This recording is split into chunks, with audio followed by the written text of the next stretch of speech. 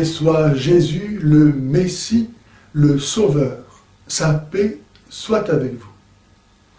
Allah commande aux musulmans de croire au Coran et à la Bible. Mais comment les musulmans peuvent-ils croire à la Bible puisque Allah leur dit ailleurs que la Bible est falsifiée? Prétexte ordinairement avancé pour interdire aux musulmans de lire et croire la Bible. Mais peut-être certains vont-ils dire qu'il suffit de croire au Coran pour croire aussi à la Bible, puisque la Bible serait tout entière redonnée dans le Coran.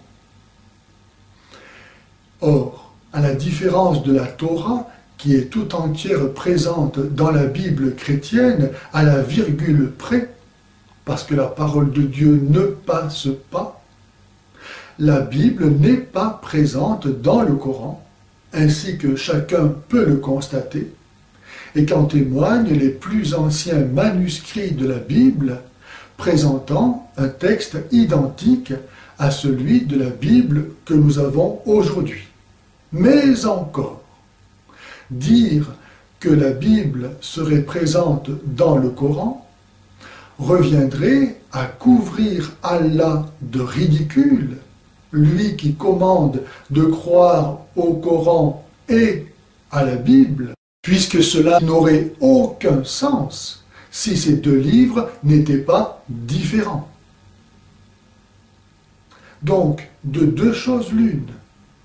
Ou bien il faut reconnaître que Allah dit des choses insensées, comme de commander de croire au Coran et à la Bible, alors qu'il s'agirait du seul et même livre, ou bien il faut que les musulmans croient vraiment à la Bible.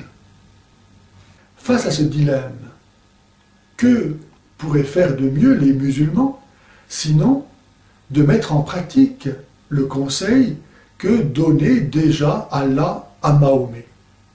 Si tu es dans le doute au sujet de ce que nous t'avons révélé, interroge ceux qui, avant toi, lisaient les Écritures, c'est-à-dire les chrétiens. Et que vont dire les chrétiens aux musulmans, sinon qu'il n'y a pas d'autre sauveur que Jésus, parce que seul Jésus est Dieu et homme.